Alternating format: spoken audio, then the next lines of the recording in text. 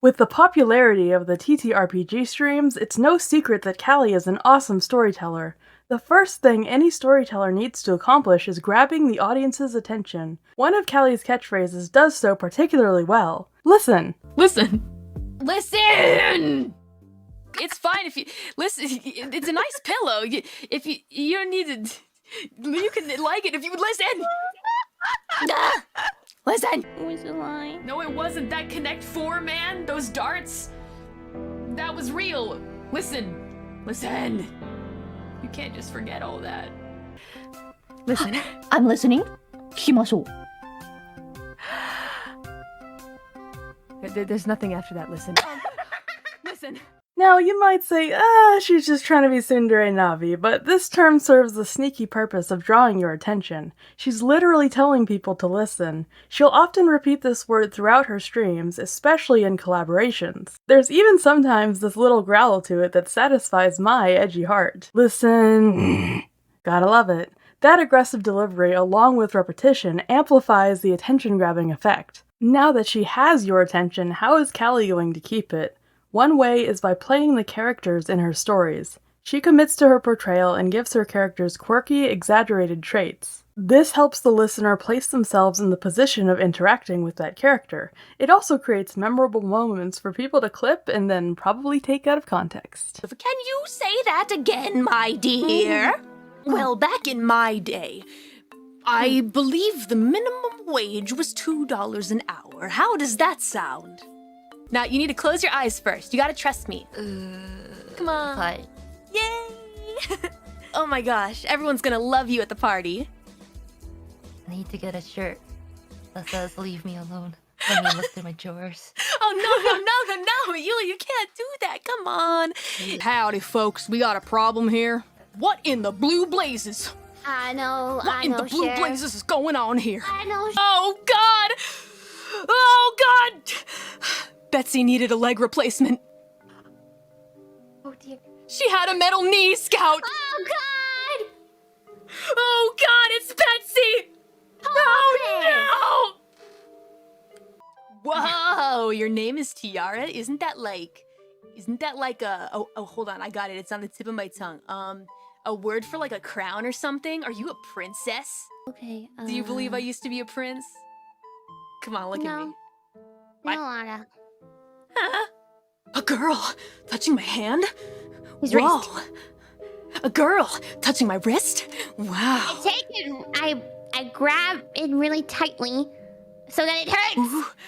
Oh, great! The more it hurts, the better it is! I slap his face, Anna. Wow, thank you!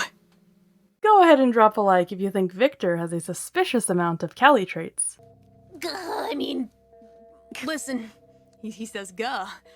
That's you. Guh! He says "guh." Characters aren't the only way to wrap an audience into your story. Calli uses vivid descriptions to maintain the audience's presence. She uses her large vocabulary to strengthen them with a variety of adjectives. This keeps everyone engrossed in the world she is building. These descriptions increase the emotional intensity and the audience's investment in the plot. It's probably the most horrifying depiction of a dead body that you've ever seen in your life. Because this dead body is not just skeletal remains, no. There is still flesh on this body.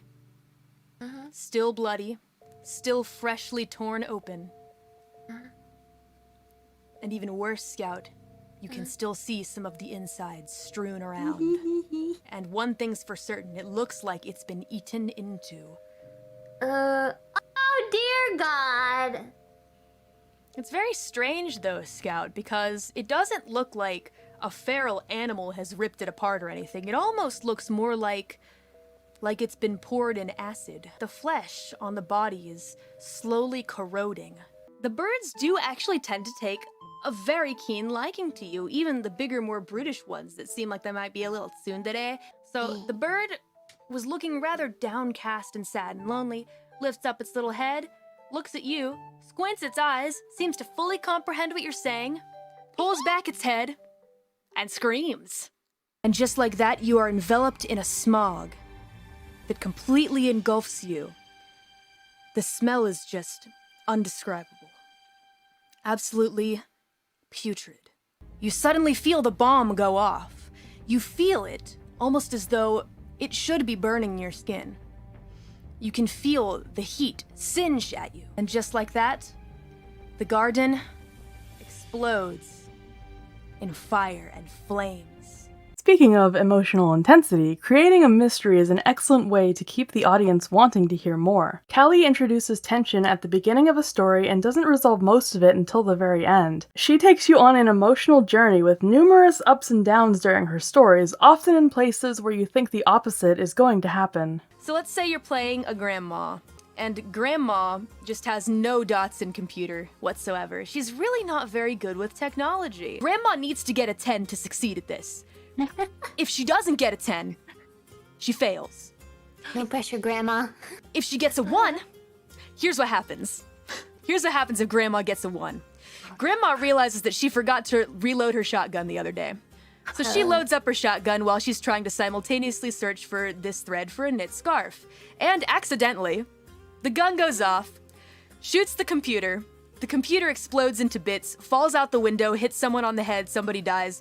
Grandma rolls back on her chair, falls over the banister, breaks 3 ribs, has to go to the hospital, and she doesn't get her knit scarf. The climaxes of Calli's stories tend to be outrageous, humorous, or unexpected. She often delivers her powerful punchlines with pauses akin to hanging you over the edge of a cliff for a few moments, before either dropping you or pulling you back to safety. You really feel the thrill of the story. You begin to sense something being transmitted to you. Something about a contract. A contract that must be fulfilled. A blood price that needs to be paid. I ain't signing no contract from no shifty mind. I'm getting out of here. But the contract has already been signed. By who? Who do you think? Fucking doctor. Rather. Pa signed it, didn't he? You have this image in your head of beautiful minerals and irons, beyond world's imagination, the greatest material, and a blood price that has to be paid. Now you're beginning to understand why the walls tasted so much like bacon. Clearly an exchange needs to be made. In order to get precious minerals, there's a blood price. You've heard that over and over again in your head. But what would the blood price be? If Papa made some kind of contract, he needs to be paying it regularly. And then it hits you. Maybe there's a reason that Papa and Mama always had so many old folks staying at their house. You never did know what happened to them after they left. No. Oh yes. And that reality hits you. So if the iron did turn into dust, there must have been a reason why. A price that wasn't being paid. Oftentimes, great stories have a purpose or moral. It's not a requirement for a story to be good, but it can add a lot of depth and meaning. Let's put all of these skills together and finish with my personal favorite story of hers. I've cut it down quite a bit for the analysis, so please look in the description for the original stream. It's one of the best storytelling executions I've ever seen. By the way, Calli. What? You wanted to tell me a story. Oh gosh, you heard about that, Tell me about the story. She was like, while we were eating yakiniku, she was like, I want to tell you something. I really want to tell you something, but I'm going to wait until the stream to tell it to you. Like, no. Really what is it? It's not even that hype of a story. It's actually an embarrassing story, and I feel bad even telling it. Okay. But it's about our trip. Yeah. I started to tell this story during my Minecraft stream. Yeah. And then, of course, the demons came and sabotaged my PC I right heard when I was. that. Yes, so I heard yes, I know. Ah, sorry. The deadbeats came and they told you about it. Whoa, jeez. What better way to get the audience's attention than to have someone else state how important the story seems? Calli laid the groundwork for this before the stream started. She tells you that the story is embarrassing and that it's important enough to try telling it a second time. You will see Tencho aid the story's delivery throughout its telling using her active listening skills, so I gotta give her some credit too. I have another video explaining why Kiara is a master communicator, so feel free to check that out when you're done here. Oh, I mean, back in the day, right? I'm sure that you also were in the same situation where when going on trips, you just stay in whatever cheap hotel you can find. Oh yes, the cheapest of the cheap. Right, with like the Wii tennis playing couples Where in you the door have next to to the pay room extra next for the door. Wi-Fi and pay extra for a toothbrush and like Yes. towels maybe aren't even included. Exactly, and that's what you get for $10 to $15 a night. Oh yeah. Just the most premium service, really, and by that I'm exaggerating. That's not what you get. Cucarachas dancing on the floor. That's a nice extra. Cucaracha dancing show. What a beautiful extra amenity that you can get at some of these hostels.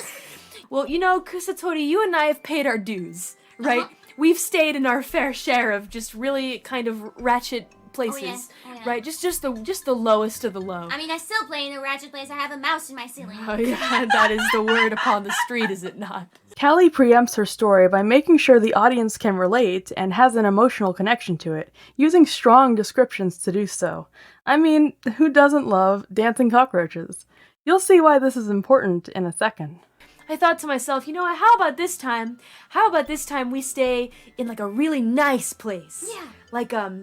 Like a premium quality, and not just decent, like the best of the best. Oh, and in fact, I thought, why don't I take it a step further, and why don't I just pay for everything? Oh wow. Why don't I make it a present to Kusotori? Because think about it this way, right? Chat, you all like to send me those ridiculous messages, yeah, that say like, oh, get married, haha. Honeymoon. Here's for your wedding. What am I supposed to do with those? I can't use that on a wedding that's never gonna happen, right? Hey, don't act sad. Listen. I figured, at this moment in time, we know that's not going to happen. It's okay, I'm confident. So, the premise is that Calli is going to find an upscale place for herself and Kiara to stay. That by itself isn't relatable to most people. However, her generosity towards Kiara and her fulfillment of the desires of people's super chats gives you a good impression. Now you see why preempting the story with herself and Kiara being not as well off was so important. The desire to come up in the world and enjoy the benefits of your hard work is not only relatable, but will earn the audience's respect. Those of us familiar with Calli and Kiara know they're very much in touch with the average person, but the way she tells the story ensures that new viewers will know it too. You also heard Calli use her listen technique to keep Kiara from going on a tangent. And I thought, let's get us a really nice place for our trip. Our trip to somewhere far away where we can enjoy many things that no one will hear about until after it's over. So, there's a sneaky bit of tantalizing mystery in that statement. But I went and I did some digging because I'm good at finding good places to stay. And I went and I looked specifically for 5-star places. Oh, 5-star! You're Yes. inviting me to a 5-star hotel? Yes, I looked for a 5-star hotel and I found in the area that we're going to the best of the best.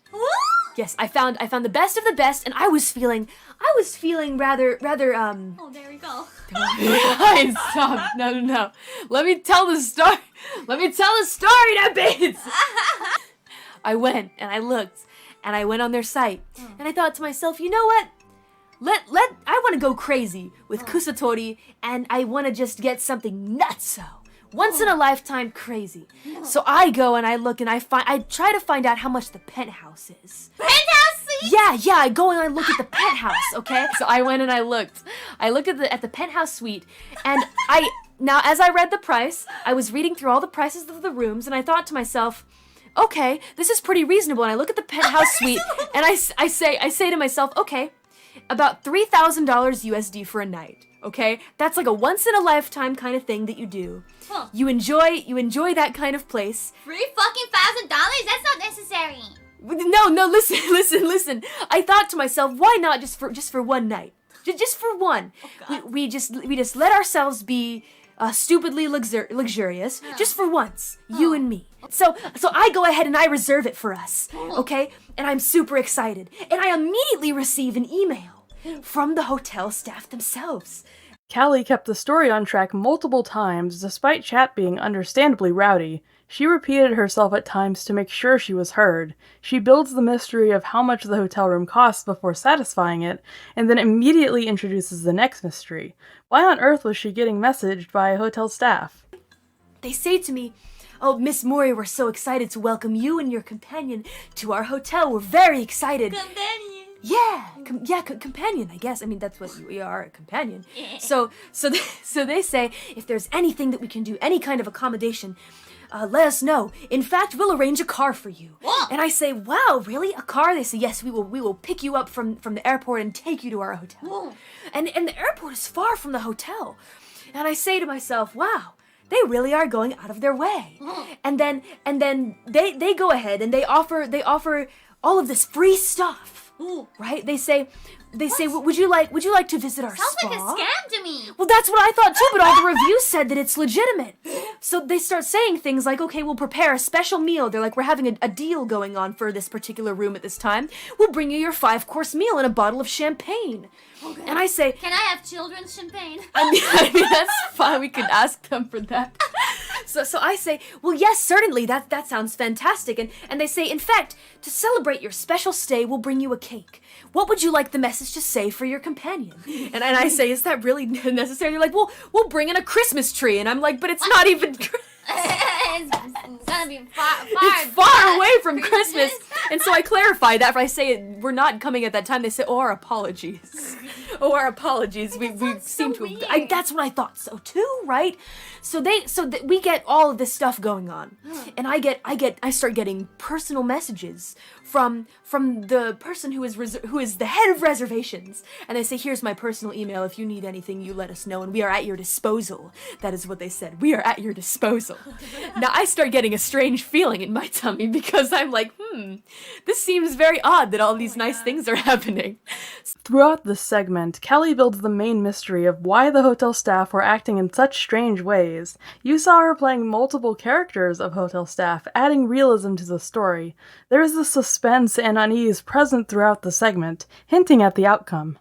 I go ahead and I start speaking to the head of reservations, and they say, all right, well, are you ready to pay now? And I think to myself, well, you know what? I don't want Kusotori to know that I'm spending this much money on her. So I say, okay, let's go ahead and settle it now. And so they say, we will need these pictures of your credit card and your Underworldian ID as well. We need all of this information. Is that normal? I don't have a credit card. Well, see, that's the thing is I thought, okay, well that's interesting. So I go ahead and I send them all of the information. They say, excellent. Our accounting team is ready to go ahead and verify all of this information. That is legit. I mean, yeah. So they say, we're going to go ahead and charge the card. And I say, fantastic. And they say, here once again is your total. And so I go ahead and I check over the total again. And I say, okay, this sounds right. And then I stop for a minute. And I'm like, you know what? Let's just go ahead and make sure, like I always do, that I'm reading the price correctly. Oh. Now, as you may know, Dead Pete's, this was going to be a place that I was going to pay for in Japanese yen, right? The so when I look very confusing. they're a little Japanese confusing, yen. aren't they? So I go ahead, and I put my little finger over the last 2 zeros, and I realized something, Dead Pete's. Instead of $3,000? I realized that the penthouse is not $3,000. The penthouse for one night is $30,000. For one night? For one night. You were gonna pay that! No, I wasn't. But That's if you would have... As I mentioned, I'm a special brand of not so bright. Here at the story's climax, Calli uses a lot of short pauses and adds exposition to hold the suspense longer. She then delivers the punchline with great enthusiasm. This ups the intensity, but also lets the audience know that it's okay to laugh at her blunder. Instead of it being a laugh at her expense, everyone can laugh with her and feel good about it. I already I messed up and I said, excuse me, I read the price. Listen, there was no, they were very cool about it. Okay. They said, understood, no worries if there's anything else we can do for you. If you'd like to downgrade to one of our $5,000 rooms, let us know. $5,000 is economy? Economy class in that hotel. No. There were still mysteries left unresolved after the climax. Rather than ending the story after the climax and leaving us hanging, Calli next resolves all of the mysteries and satisfies the audience. Listen, you do not spend $30,000 on a fucking hotel room for one night. It's a matter of ethics. It's just I would never be able. I would go to sleep and I'd feel sick to my stomach. You can buy 10 second-hand cars with $30,000. Yeah. I mean, in some cases, for some people, you could pay rent for like 5 years with that. Or more than that. Or more. It's just the principle of the thing. The penthouse fund. No penthouse fund. We're not getting the $30,000 penthouse. Definitely not. I would feel bad about that. I wouldn't be able to sleep, Kiara. I wouldn't be able to freaking sleep. Here is the #1 most brilliant thing about this story. Even though the premise is that Calli was going to buy an expensive hotel room, the moral is that there is a better use for large sums of money. This lesson was not easy to predict and subverts audience expectations. Whether or not you agree with her, this opinion reinforces her genuine relatability. The point is that it's okay to splurge on yourself and your companions once in a while, but that it should be done in moderation. I find that attitude commendable, and it's a good lesson to teach the audience. Now you've been introduced to the techniques Calli uses to tell incredible stories. Be sure to subscribe and check out my other videos if you'd like to see more content on VTubers, anime, and manga. I also have a link to my Discord in the description. Thank you for watching.